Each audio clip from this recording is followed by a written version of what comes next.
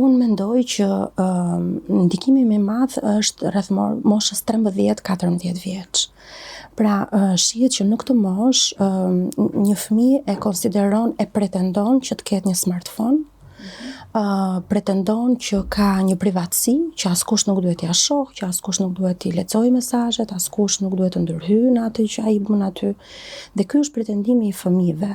Detyra jon si profesionist dhe detyra e prindërve është të sigurohen që ky lundrim do të bëhet në kushte të sigurta.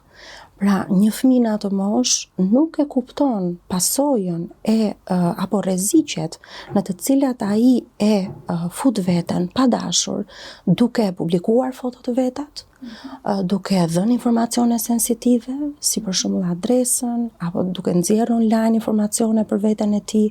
Gjurma e tij digjitale bëhet një gjurmë që mund të përdoret nga predatorët, patjetër nga grabitçarët e rrjeteve, dhe një fëmijë i pambrojtur, siç realisht është përpara se skuadre të panumërt që punon për ta kapur përqendrimin e tij, për ta kapur vëmendjen e tij në çfarëdo lloj mënyre, me algoritma shumë të fuqishëm, në të cilat ngec një rritur e jo më një fëmijë i vogël.